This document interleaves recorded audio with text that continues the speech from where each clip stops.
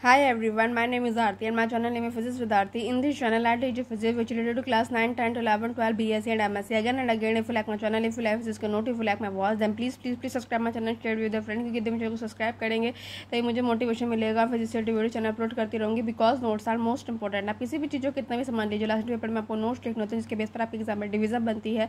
So for examination purpose notes are most important and also share with your friend ताकि उनको भी आपके notes provide हो सके. अगेन जिसने पहले मेरे चैनल में फिजिक्स वीडियो देखी हुई है उसे पता है कि मेरी क्लास 12 का चैप्टर 5 चल रहा था, जिसमें से मैंने आपसे कहा था कि मैंने स्टूडेंट टॉपिक शुरू करूंगी. So without any wasting of time let's begin start.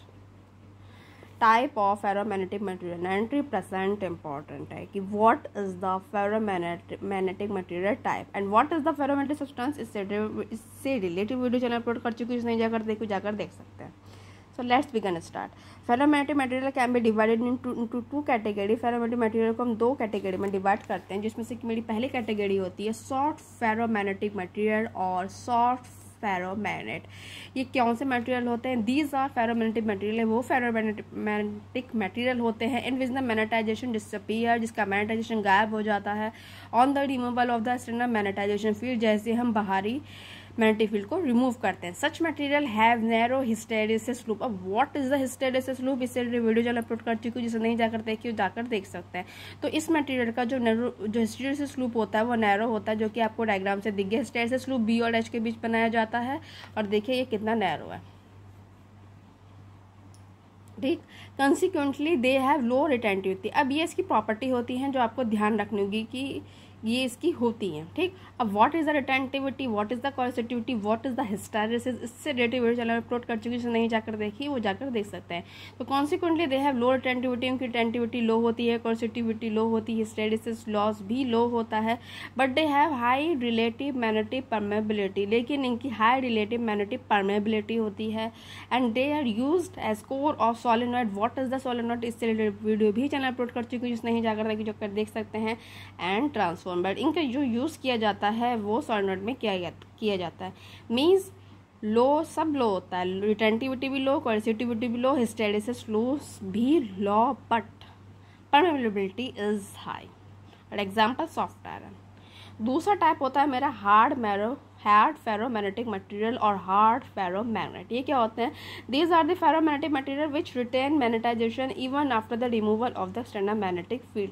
मतलब यदि आप बाहर से एक्सटर्नल मैग्नेटिक फील्ड को रिमूव भी कर दे तभी मैग्नेटाइजेशन उसका मेंटेन रहेगा. और such material have wide hysteresis loop, और इनका जो हिस्टेरेसिस लूप होता है वायर्ड होता है. देखो वायर्ड है. They have high retentivity, high coercivity, high hysteresis loss या लार्ज हिस्टेरेसिस लॉस. ठीक. अगर आप हार्ड का कर रहे हैं सब हाई होगा, रिटेंटिविटी भी हाई, कोएसिटिविटी भी हाई और हिस्टेरेसिस लॉस भी हाई. और यदि आप सॉफ्ट का कर रहे हैं तो सब लो, रिटेंटिविटी भी लो, कोएसिटिविटी लो, हिस्टेरेसिस लॉस भी लो, बस इसकी परमेबिलिटी हाई होती है. ठीक. तो ये हुआ.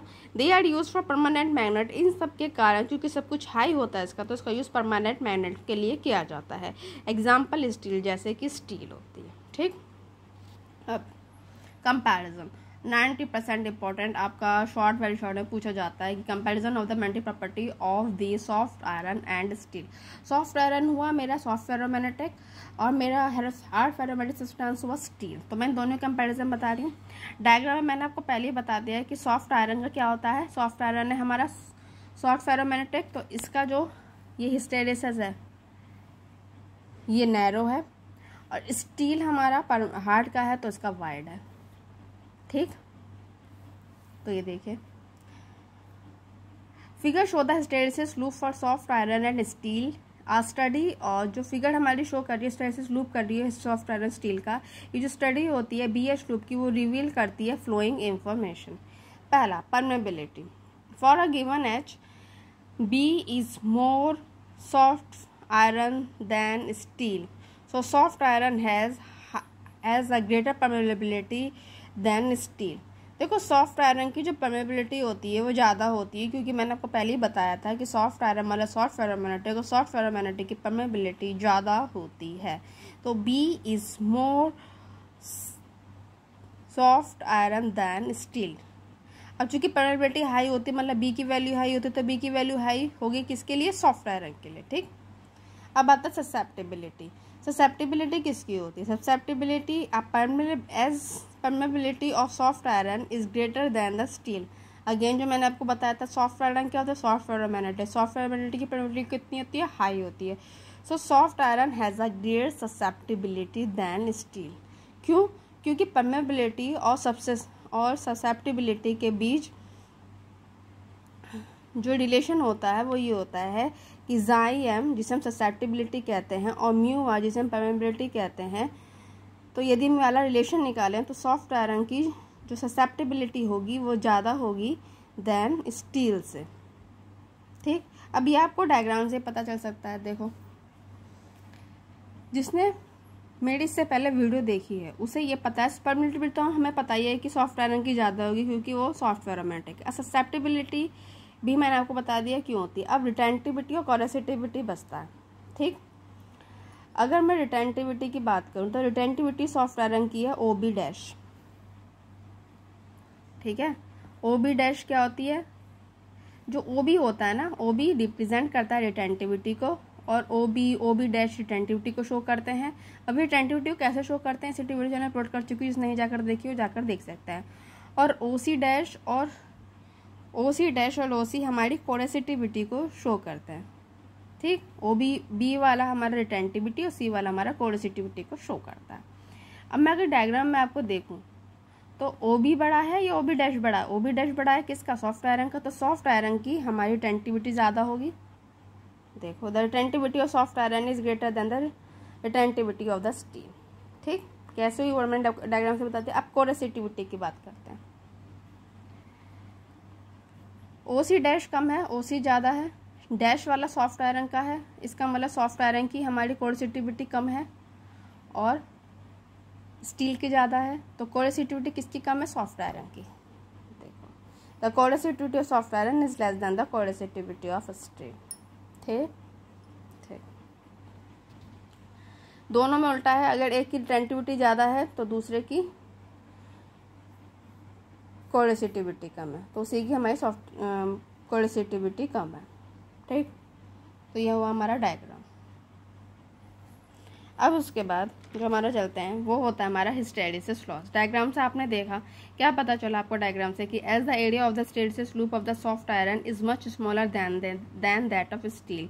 क्योंकि सॉफ्ट आयरन का तो कम नैरो है होता है लूप, तो उसका तो स्मॉलर ही होगा than that of steel. So the hysteresis loss per unit volume per cycle is less for soft iron. तो सॉफ्ट आयरन का हिस्टेरेसिस लॉस कम होगा सॉफ्ट आयरन का और स्टील का ज़्यादा होगा। क्योंकि सॉफ्ट आयरन के देखिए हमारा नैरो डायग्राम है और स्टील के लिए बड़ा है। देखो, सॉफ्ट आयरन के लिए ये पतला सा, तो इसका तो लॉस ही कम होगा, और आयरन स्टील का बड़ा है तो इसके लिए ज़्यादा होगा। ठीक, तो ये हुआ हमारा डायग्राम। अब होता है selection of magnetic material, most important. 90% पूछा जाता है शॉर्ट और वेरी शॉर्ट में कि परमानेंट मैग्नेट क्या होते हैं। और इसके अलावा भी देखिए, अभी हम स्टार्ट करते हैं। The choice of magnetic material for making permanent magnet, electromagnet and core of transformer is decide from the hysteresis loop of the material. कि जो हमारी चॉइस होती है कि हम मेकिंग परमानेंट मैग्नेट यूज़ करेंगे, इलेक्ट्रोमैग्नेट या कोर ट्रांसफॉर्मर, तो ये हम हिस्टेरेसिस लूप से करते हैं। What is the hysteresis loop, इससे रिलेटेड वीडियो चैनल में अपलोड कर चुकी हूँ मैं, जिससे नहीं जाकर देख सकते हैं। अब आते हैं कि परमानेंट मैग्नेट की क्या प्रॉपर्टी होती है। The material use for permanent magnet must have flowing characteristic. यदि मुझे परमानेंट मैग्नेट चाहिए तो उसमें उस मटेरियल में ये प्रॉपर्टी होनी चाहिए कि उसकी रिटेंटिविटी हाई होनी चाहिए ताकि वो स्ट्रॉन्ग मैग्नेटिक फील्ड बना सके। कोरेसिटिविटी भी हाई होनी चाहिए ताकि वो ताकि उसका मैग्नेटाइजेशन रिमूव ना हो by stray magnetic field, temperature variation और माइनर मैकेनिकल डैमेज। तो उसकी कोरेसिटिविटी हाई होनी चाहिए, रिटेंटिविटी भी हाई होनी चाहिए, परमियाबिलिटी भी हाई होनी चाहिए। In spite of it is self smaller than retentivity than soft iron. तो steel is favour for making permanent magnet. क्योंकि स्टील की रिटेंटिविटी क्योंकि स्टील की जो हमारी रिटेंटिविटी होती है वो कम होती है सॉफ्ट आयरन से, स्टील का यूज़ किया जाता है परमानेंट मैग्नेट का। तो क्योंकि स्टील हैज़ मच कोरेसिटिविटी, क्योंकि स्टील की कोरेसिटिविटी बहुत हाई होती है दैन द सॉफ्ट आयरन के, और जो मैग्नेटाइजेशन होता है स्टील का वो इजीली डिस्ट्रॉय नहीं होता है बाय स्ट्रे फील्ड, यदि हम फील्ड को रिमूव भी कर दें। Once magnetization under the strong field, जो मैग्नेटाइज हो जाता है स्ट्रॉन्ग मैग्नेटिक फील्ड में, इट रिटेन मैग्नेटाइजेशन, का मैग्नेटाइजेशन रिटेन होता है फॉर अ लॉन्ग ड्यूरेशन, लंबे समय के लिए। Other suitable material for permanent magnetic, other जो मटेरियल होते हैं जिनका यूज़ किया जाता है परमानेंट मैग्नेटिक वो होते हैं cobalt steel, carbon steel, alnico और ticonal etcetera. They are used in motor का, डायनामोस का and moving coil, loudspeaker का। तो ये हुआ हमारा परमानेंट मैग्नेट। नेक्स्ट आता है हमारा what is the electromagnet, most important. अगर यदि मुझे इलेक्ट्रोमैग्नेटिक बनाना है तो उसमें फॉलोइंग प्रॉपर्टी होनी चाहिए। पहला, हाई इनिशियल परमेबिलिटी हाई होनी चाहिए, रिटेंटिविटी भी हाई होनी चाहिए, पर कोरेसिटिविटी लो होनी चाहिए। ठीक है, इलेक्ट्रोमैग्नेटिक के लिए जो लो होता है वो होता है कोरेसिटिविटी। परमेबिलिटी हाई होनी चाहिए सो दैट द मैग्नेटाइजेशन इसका लार्ज रहे, तो यदि हमारा स्मॉल मैग्नेटाइजेशन फील्ड हो। रिटेंटिविटी भी हाई होना चाहिए ताकि वो एक स्ट्रॉन्ग मैग्नेटिक फील्ड प्रोड्यूस कर सके। कोरेसिटिविटी लो होनी चाहिए ताकि उसका मैग्नेटाइजेशन यदि डिस्ट्रॉय हो जाए, यदि हम बस फ्री मैग्नेटिक फील्ड करेंगे, टेम्परेचर का वेरिएशन करें और माइनर मैकेनिकल चेंज करें। सो सॉफ्ट आयरन का यूज़ किया जाता है, सॉफ्ट आयरन का यूज़ किया जाता है देन स्टील से फॉर कोर ऑफ इलेक्ट्रोमैग्नेट के लिए। They are use in electric bell, इसका electric bell, loudspeaker, telephone, diaphragm में इसका यूज़ किया जाता है। तो मेन चीज़ ये है कि आपसे 1-2 नंबर पे ये पूछा जाता है कि इलेक्ट्रोमैग्नेटिक के लिए आप क्या यूज़ करेंगे, सॉफ्ट आयरन या स्टील। तो हम कहेंगे कि अगर मुझे इलेक्ट्रोमैग्नेटिक चाहिए तो मैं सॉफ्ट आयरन का यूज़ करूँगी, यदि मुझे परमानेंट मैग्नेट बनाना है तो मैं स्टील का यूज़ करूँगी। क्यों? क्योंकि स्टील के पास तीनों है, रिटेंटिविटी, कोरेसिटिविटी, परमेबिलिटी, तीनों हाई है। और मैं सॉफ्ट आयरन का यूज़ क्यों करूँगी? क्योंकि इसके पास कोरेसिटिविटी लो है और परमेबिलिटी और रिटेंटिविटी हाई है। ठीक। तीसरा होता है कि ट्रांसफार्मर कोर के लिए, यदि मुझे ट्रांसफार्मर कोर बनाना है, ठीक है, मुझे ट्रांसफार्मर कोर चाहिए, तो उसके लिए मटेरियल में ये फ्लोइंग प्रॉपर्टी होनी चाहिए। परमेबिलिटी हाई होनी चाहिए, ठीक है, इसमें रिटेंटिविटी, कोरेसिटिविटी कुछ नहीं है, बस ये है कि आपका हिस्टेरेसिस लॉस लो होना चाहिए और रेजिस्टिविटी भी लो होनी चाहिए। ठीक है, परमिटिविटी लो क्यों होनी चाहिए, हाई क्यों होनी चाहिए? So that magnetic flux is large, magnetic flux बहुत ज़्यादा लार्ज हो, इवन फॉर मैग्नेटाइजेशन फील्ड, तब भले मैग्नेटिक फील्ड हमारा लो हो। लो हिस्टेरेसिस लॉस क्यों चाहिए? जैसे material are subjected to alternative, ताकि material are subjected to alternating magnetisation field of high frequency.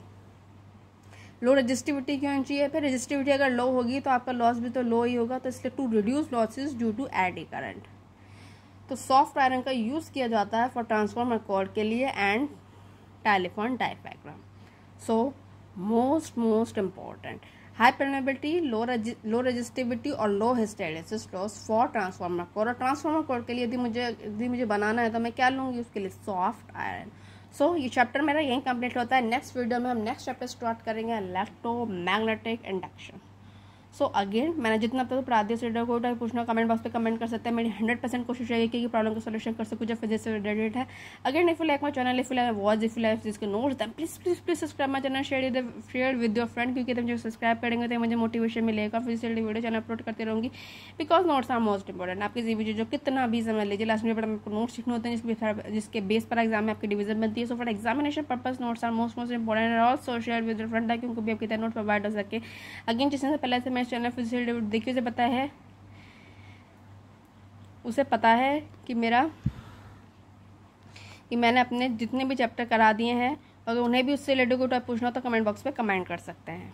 Again please subscribe my channel and share with the friend. इसके अलावा 9, 10, 11, 12 बेसिक में किसी स्टूडेंट को फिजिक्स कोई पूछना तो भी कमेंट बॉक्स से कमेंट कर सकते हैं। मैं 100% कोशिश रहेगी कि उनका सॉल्यूशन कर सकें। फिजिक्स से रिलेटेड है, 12th क्लास के स्टूडेंट सुन रहे हैं, वो भी यदि फिजिक्स कोई पूछना तो वो भी कमेंट बॉक्स पे कमेंट कर सकते हैं।